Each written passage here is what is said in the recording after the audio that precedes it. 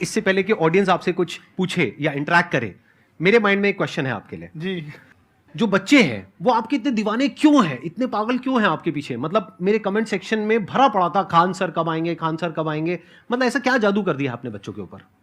ये सवाल हम आपसे भी पूछते हैं, हमारे पे भी इतना कमेंट आया, इतना मेरे तो ऑफिस में लोग चले आए कि सर कब जा रहे हैं। अच्छा। क्योंकि हम लोग का तो एग्जैक्ट है वही पढ़ाना है। हाँ। तो देखिए हम लोग का मेन है कि बच्चों को जो जरूरत रहती है कि अगर लड़का पढ़ने आ रहा है ना, उसके मन में कोई डाउट ना रह जाए। हम उसको कहते हैं कि हम तुम्हें पढ़ा रहे हैं, दम है तो भूल के दिखाओ, याद करके नहीं।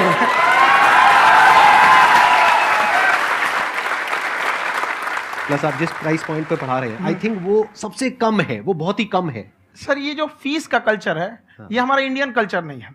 हमारा इंडियन कल्चर गुरु दक्षिणा है, उस हिसाब से वो सही है। ऑक्सीजन जैसे जिंदगी के लिए जरूरी है, वैसे एजुकेशन जरूरी है। कोई ये नहीं कह सकता है कि पैसे की वजह से वो खान सर के यहाँ से लौट गया। क्या बात है।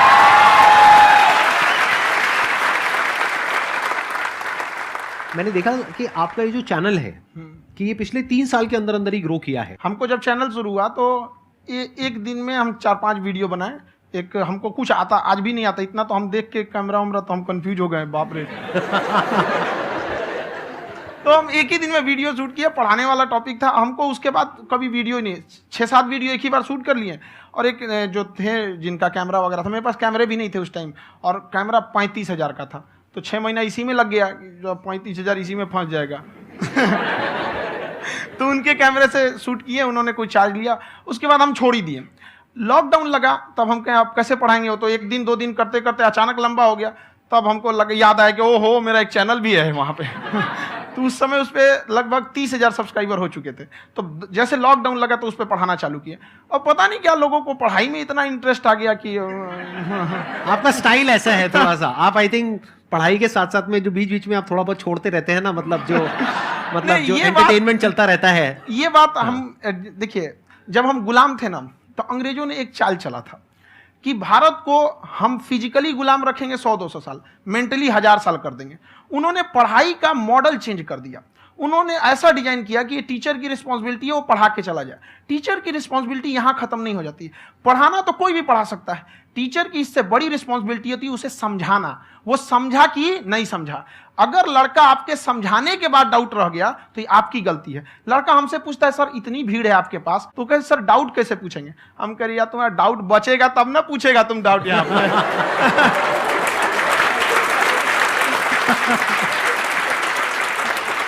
कॉन्फिडेंस नेक्स्ट लेवल है खान सर का, मानना पड़ेगा। और शायद यही वजह है इनकी जो ग्रोथ है उसका।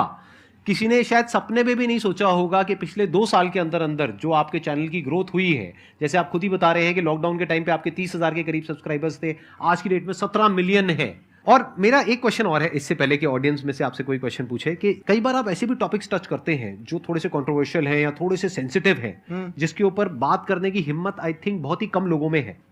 तो आपको कभी ये नहीं लगता है कि कहीं ज्यादा तो नहीं हो रहा है, इसको थोड़ा रोक देते हैं, थोड़ा कम कर देते हैं? क्योंकि कोई लाइन ही नहीं है वैसे तो बोलने को, तो आप कुछ भी बोल दो, कितना भी बोल दो। हुई है कंट्रोवर्सी बहुत बार। एक्चुअली बचपन से हमको फौज में जाना था, और फौज वालों के लिए ये सब मायने नहीं रखता। उसको करना है मतलब करना है, तुम सामने कुछ भी रहो, डजंट मैटर।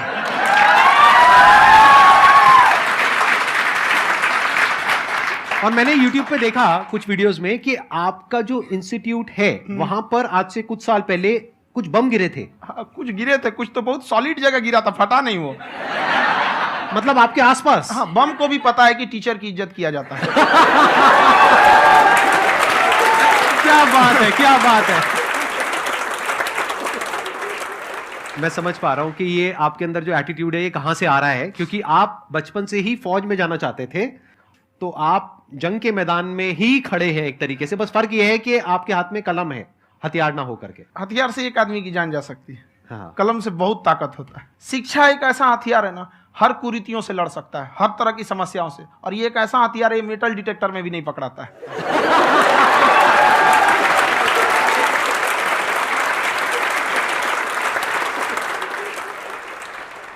मेरा क्वेश्चन ये है कि अभी प्राइवेट ऑर्गेनाइजेशंस में पीटने का, पनिशमेंट का ये सिस्टम जो है खत्म हो गया है।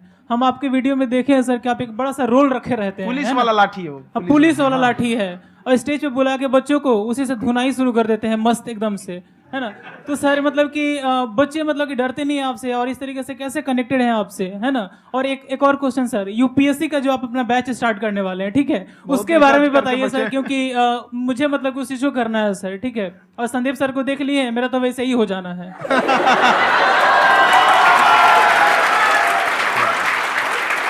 क्या हो जाना है? मेरा पूरा कंप्लीट करो। I'll be an IAS officer next year because I have seen you, sir. My day is like complete, sir. All the best. Thank you so much, sir. Thank you. पूरा बोला करो। हाँ। Thank you. देखिए, लड़कों को जहां तक पीटने की बात है, जब पढ़ाने की बात आएगी तो उसको हम पूरे बेहतरीन ढंग से पढ़ाएंगे, लेकिन जब सजा देने की बात आएगी ना, तो वो भी बेहतरीन ढंग से होगा। ऐसा थोड़ी होगा कि बस एक ही चीज बेहतरीन ढंग से होगा। और डर का होना बहुत जरूरी है। ये डर भी अपने आप में एक मोटिवेशन है, क्योंकि जब आपके अंदर एक थोड़ा सा डर रहे ना, तो डर के भागिए मत। एक ऐसा डर जिसको आप लगे कि नहीं नहीं थोड़ा सा और करने की जरूरत है, फिर तो ये हम इसको क्रॉस कर जाएंगे यहाँ पर। तो लड़कों के अंदर ये डर बनाना भी जरूरी रहता है। और रही बात यूपीएससी वाले की, जो आपने बोला, बहुत सारे लड़के वेट कर रहे हैं यूपीएससी की, क्योंकि 2-2.5 लाख फीस सारे लोग एफोर्ड नहीं कर सकते। और हमारा वही रहता है, हम तो ज्यादातर हमारे स्टूडेंट देखेंगे तो किसी के रिक्शा वाला, सब्जी वाला, यही लोग, इनको तो 2.5 लाख रुपया, इनके पास पूरी संपत्ति नहीं होती है, फीस कहाँ से भरेंगे वहां पे, उसके बाद रहेंगे कहाँ से। तो ऑल ओवर इंडिया से, कश्मीर से कन्याकुमारी तक, गरीब से गरीब भी लड़का उसको पढ़ सकता है। यही कुछ 1000 रुपये मंथली, 12-14 हजार साल का पड़ेगा, खत्म हो जाएगा इतना में।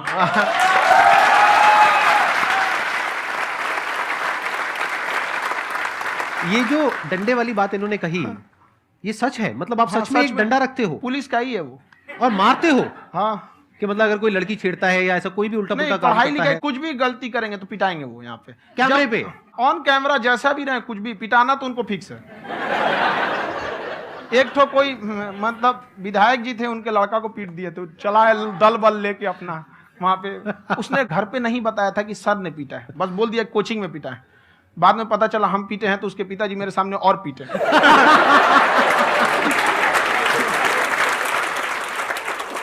सर आपका सबसे बड़ा डर क्या है, आप दोनों का?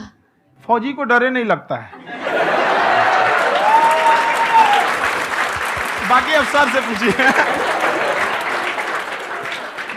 आज के सेशन से पहले कोई डर नहीं था, लेकिन अब मुझे इनकी डंडे वाली कहानियां सुन करके डर लग रहा है कि कहीं मैंने गलती से कुछ बोल दिया अरे ऐसा और नहीं। इन्होंने कहीं पीछे कुछ रखा हुआ है, और यहीं आ करके अगर इन्होंने मेरी पिटाई कर दी तो बहुत बुरा हो जाएगा। तो इसलिए हमको थोड़ा डर लग रहा है।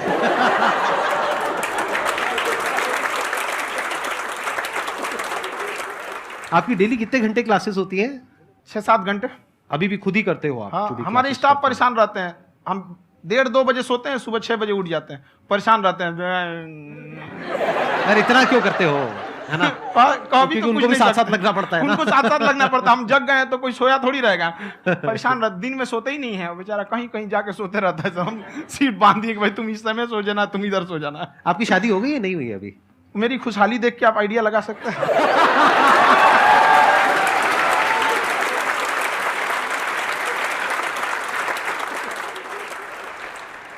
First of all I would like to say sir thank you so much to you and to your team कि आपने मुझे यहाँ आने का मौका दिया। एंड सर अब तक मैंने आपको सिर्फ फ़ोन या लैपटॉप में ही देखा है दोनों को, आज फर्स्ट टाइम लाइव देख रही हूँ तो बहुत अच्छा लग रहा है। तो मेरा क्वेश्चन ये है सर आपसे, जब हम लाइफ में कोई डिसीज़न लेते हैं कि हमें ये पर्टिकुलर चीज़ करनी है, और क्योंकि हम डिसीज़न लेते हैं तो हमारी आदत है कि पहले हम 4 लोगों से पूछते हैं कि तू बता तेरी क्या राय है, तू बता तेरी क्या राय है। तो उनमें से अगर कोई हमें कह देता है कि ये बेकार डिसीज़न है मत कर, तो हमारा माइंड कहीं ना कहीं डाइवर्ट होने लगता है और उसकी वजह से हम अपना डिसीज़न चेंज कर देते हैं। तो मेरा क्वेश्चन ये है कि कैसे हम अपने डिसीज़न पे स्टिक रहे, कैसे हम जो दूसरे के ओपिनियन है उनको अफेक्ट ना होने दें अपने ऊपर। दूसरे से सलाह लेने से पहले एक बार खुद उस पर रिसर्च कर लेना चाहिए, ताकि आप सामने वाला क्या सलाह दे रहा है आपको समझ में आना चाहिए। यहाँ पर ऐसा नहीं है कि कई बार ऐसे होते हैं कि दूसरे वाले को एक्सपीरियंस होता है, तो अगर आपको पहले से आइडिया है, उसके बारे में आप बेहतरीन ढंग से रिसर्च किए हैं कि क्या इसमें प्लस पॉइंट है, क्या निगेटिव है, उसके बाद आप किसी से सलाह लेने जाइए। ये नहीं कि मन में आया सीधा बता गड़बड़ा जाएगा। तो वहाँ पे पहले आपको R&D करना पड़ता है, समझ में आया कि नहीं। और जिंदगी हो या गाड़ी, जीतेगा वही जो टाइम पे गियर चेंज कर रहा है। तो डिसीजन चेंज करना बहुत ज़्यादा गलत नहीं है। इन्होंने बहुत अच्छी बात कही है, और मैं इसी बात पे थोड़ा सा और ऐड ऑन करूंगा कि ये जो आपने कहा ना कि अपने डिसीजन पे स्टिक कैसे रहें, ये कोई अच्छी क्वालिटी नहीं है, क्योंकि टाइम टू टाइम आपको अपने डिसीजंस को चेंज करना होता है। जैसे आपने 4 लोगों से डिस्कस किया, कोई इंसान कुछ पॉजिटिव बोल रहा है, कोई नेगेटिव बोल रहा है, उससे फर्क नहीं पड़ना चाहिए। डिपेंड ये करता है कि वो जो बोल रहा है उसका बेसिस क्या है। क्या वो किसी नॉलेज या एक्सपीरियंस के बेस पे बोल रहा है या ऐसे ही कुछ भी बोल रहा है? ऐसे ही बोल रहा है तो फिर उसकी बात पे ध्यान क्यों दे रहे हो? अगर किसी नॉलेज या एक्सपीरियंस के बेस पे बोल रहा है, फिर चाहे वो पॉजिटिव बोल रहा है चाहे नेगेटिव बोल रहा है, दोनों ही मायने रखता है। उसके बाद में रिसर्च करनी है, और फिर रिसर्च करने के बाद में फाइनल डिसीजन अपना खुद का होना चाहिए। अब वो डिसीजन उससे अलग भी हो सकता है जो आपने पहले लिया था, और वो सेम भी हो सकता है। सर मेरा क्वेश्चन दोनों से है आपसे, how to deal procrastination and laziness. हमारा ब्रेन है ना, ये बहुत आलसी टाइप का है, इसको आराम खोजना पसंद है। अब थोड़ा सा भी अब इसको आराम की ओर लेके चलेगा ना तो फिर उधर ही रहेगा। आप सोचेंगे 10 मिनट आराम कर लेते हैं ना, तो 10 मिनट 2 घंटा बना देगा। उसको टॉर्चर कीजिए, चल 10 मिनट बाद में। उसको आप उस पर हावी मत, वो कह रहा है कि हमको आराम चाहिए, आपको हाँ आराम मिलेगा, पहले काम फिर मिलेगा आराम। तो आप उसके हिसाब से मत चल। आपका मन कर रहा है थोड़ा सा देख लेते हैं, कोई नोटिफिकेशन आया, आप कोई काम कर रहे हैं, क्यों पहले काम कर लीजिए, बाद में देखिएगा ना नोटिफिकेशन। आप हावी मत होने दीजिए यहाँ पे। अगर आप 5 मिनट भी थोड़ा सा लूज पड़े ना, थोड़ा सा कमर सीधा कर लेते हैं, 2 घंटा बर्बाद कर दिया आपको। हावी मत होने दीजिएगा उसको अपने ऊपर। प्रोक्रेस्टिनेशन को तोड़ने का एक ही तरीका है, सबसे छोटे लेवल पे ले जा करके उस गोल को तोड़ दो। यानी वो गोल बहुत बड़ा है, उसको ब्रेक डाउन करो, उसके सबसे पहले स्टेप पे आ जाओ कि उसको अचीव करने का सबसे पहला स्टेप क्या है। जैसे गाड़ी चलाना सीखना है, उसका सबसे पहला स्टेप क्या है? अगर घर में कोई नहीं है सिखाने वाला या सिखाने वाली, तो बाहर जा करके जो गाड़ी का ड्राइविंग स्कूल है उधर जा करके पैसे दे दो। अब फंस गए ना, तो फंसा दो अपने आप को। दिमाग ये लगाओ कि अपने आप को कैसे फंसाया जाए। जब हम फंस जाते हैं ना, तो फिर हमको वो काम करना ही पड़ता है। Then there is no looking back. जब तक आप सोच रहे हो तब तक सोच रहे हो, उसको बोलते हैं पैरालिसिस ऑफ एनालिसिस, कि आप सोचते चले जा रहे हो अपने माइंड में, मैं ये करूंगा वो करूंगा वो करूंगा वो करूंगा, और प्रोक्रेस्टिनेट हो रहा है, वो चीज टलती चली जा रही है। तो उसको छोटे से छोटे लेवल पे ब्रेक डाउन करके उसको कर दो, दैट इज नंबर 1। और जैसे ही करना शुरू करते हो, कोशिश करो कि उसको जब तक कि आप सही से नहीं कर लेते हो, उसको छोड़ना नहीं है, तो आपकी लेजीनेस भी खत्म हो जाएगी। कई लोगों को तो हमने देखा है, जो सप्ताह में कुछ भी नहीं करता, वो भी संडे को आराम कर रहा है।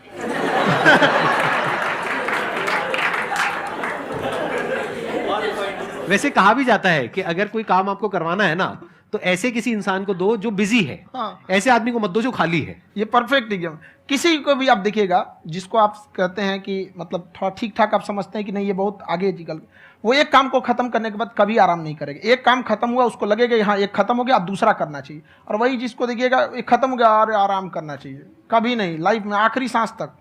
सर यहाँ पे सब हिंदी में पूछते हैं, इंग्लिश में पूछते हैं, मैं भोजपुरी में पूछूं? जौन भाषा ठीक लगे तोने में पूछ दो। हाँ सर।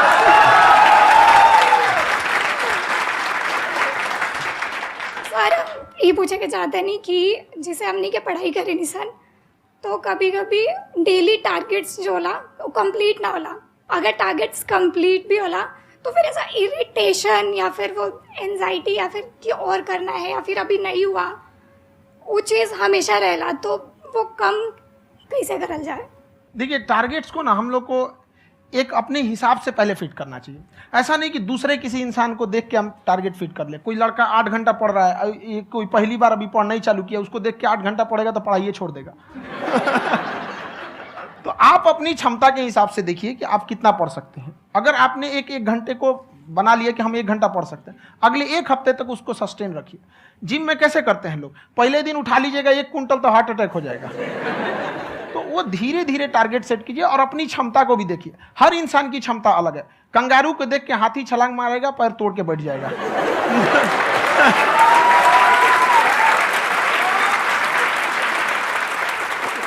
अब संदीप सर का मोटिवेशन देख के इसका मतलब क्या कि ट्रेन के आगे खड़ा हो जाएंगे, ढकेल देंगे तुमको। हालांकि ऐसा कर देते हैं, लेकिन ऐसा करिएगा लोग नहीं, क्षमता पता होना चाहिए। आपके अंदर एंजाइटी हो रही है कि मैंने कर तो लिया है। आप ये नहीं कह रहे कि मैंने कुछ भी नहीं किया है फिर मेरे को एंजाइटी हो रही है। आप ये कह रहे हो मैंने काफी कुछ कर लिया है फिर भी एंजाइटी हो रही है कि कहीं कुछ छूट तो नहीं गया है। तो बेसिकली आपको ये देखना है कि अगर आपके अंदर ये एंजाइटी हो रही है, that means you are a very good student. आप एक अच्छे स्टूडेंट हो।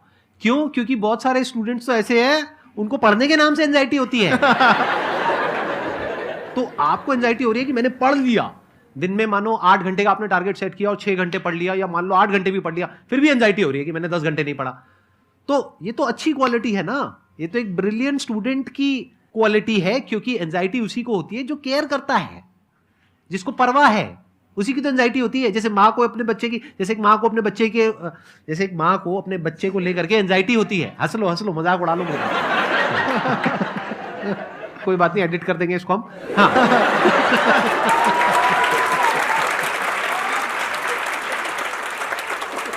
जैसे एक माँ है, उसको अपने बच्चे को लेकर के एंजाइटी होती है, थोड़ी सी भी तबीयत खराब हो जाए उसको एंजाइटी होती है, चाहे बच्चा ठीक भी है, डॉक्टर को नहीं होती है।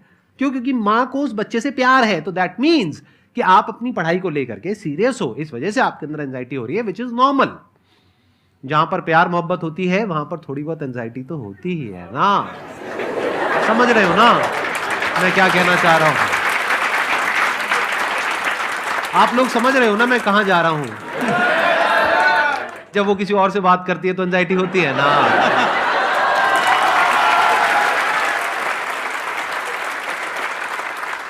सर आपकी स्टोरी हमने सुनी थी, तो एक टाइम आया था जब आप गंगा किनारे जाके बैठ गए थे। उस समय आपको कुछ समझ नहीं आ रहा था, तो उस समय मतलब आपने ये डिसीजन कैसे लिया कि अब आगे नहीं, यहाँ से वापस जाना है? रास्ता ही नहीं था। घर जाने के लिए एटलीस्ट 90 रुपए चाहिए थे, जेब में 40 रुपए थे। कैसे घर जाते हैं? और हम गंगा के किनारे चुपचाप बैठे बैठे हम कहें कि अब बहुत टेंशन हो गया, अब घर जाना चाहिए। रूम पे, तो किराए के रूम पे ही आदमी सारे लोग रहते।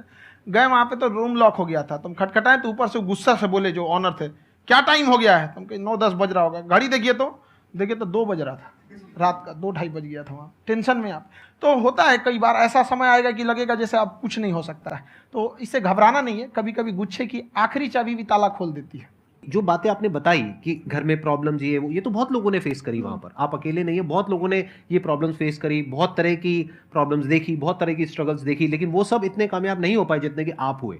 तो आपके अंदर ऐसा कुछ ना कुछ है जो औरों के अंदर नहीं है। तो वो मैं जानना चाह रहा हूं कि वो ऐसा क्या था जहां से कि आपका दिमाग यहां तक सोच पा रहा है कि मैं पूरे इंडिया में इतने बड़े लेवल का चेंज लेकर के आ सकता हूं, एजुकेशन फील्ड में रेवोल्यूशन लेकर के आ सकता हूं।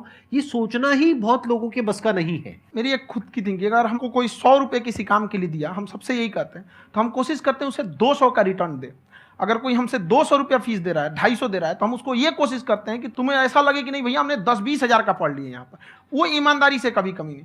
और हमेशा अगर हम प्रॉमिस एक्स का करते हैं तो डिलीवर 4x करना चाहते हैं। ध्यान से सुनना और ध्यान से समझना इस फर्क को। अगर आप समझ पाए तो बहुत आगे जाओगे लाइफ में। एक वो होते हैं जो ये सोचते हैं कि हमें सब कुछ मिल जाए, हमें कुछ भी करना ना पड़े। दूसरी कैटेगरी होती है लोगों की जिनको जितना मिलता है उसमें भी चोरी चकारी करते हैं या कोशिश करते हैं कि उससे कम दे सामने वाले को जितना कि हमें मिल रहा है। तीसरी कैटेगरी होती है लोगों की, जो इनके जैसे लोग होते हैं, वो क्या करते हैं, वो ये सोचते हैं कि अगर मैंने किसी से 1 रुपए भी लिया, देखा जाए तो 200-250 रुपए कुछ भी नहीं होता है, 200-250 रुपए अगर मैंने लिया तो कैसे उसको 400 रुपए की वैल्यू दूं। ये जो थिंकिंग है ना, यही एक फर्क होता है एक ऐसे इंसान में जो बहुत आगे निकल जाता है और उस इंसान में जो मीडियोकर रह जाता है। आप अपने आप को अपने आप के ऊपर समय दीजिए, उसको डेवलप कीजिए। जब आप अपने आप के ऊपर खर्च करते हैं तो आने वाले समय में लोग गूगल पे आपको सर्च करते हैं। क्या बात है सर, ये आपने अभी बनाया है या ये कोई पुराना आपका वो है? बनते रहता है इसे, फ्लो में बन जाता है। खान सर की एक क्लिप है, ये समय और समझदारी में बहुत फ़र्क होता है। अगर समय रहते समझदारी आ गई तो इंसान कामयाब हो गया, लेकिन अगर समय चला गया फिर समझदारी आई फिर तो बेकार है। तो सर मतलब कुछ आपको ऐसी चीज़ लाना चाहिए जो मतलब बच्चों जो तैयार हो रहे हैं उनको ये चीज़ें मतलब एंड टाइम पर दिखे। समझ रहे आप मेरी बात? नहीं समझ?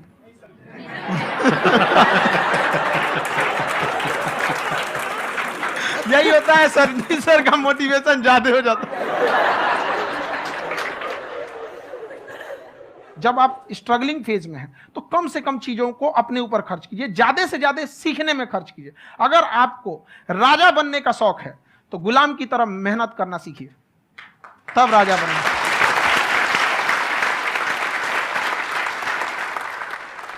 ये दुख, ये दर्द, ये सब तेरे अंदर है। तू अपने बनाए इस पिंजड़े से बाहर निकल के देख, तू अपने आप में एक सिकंदर है।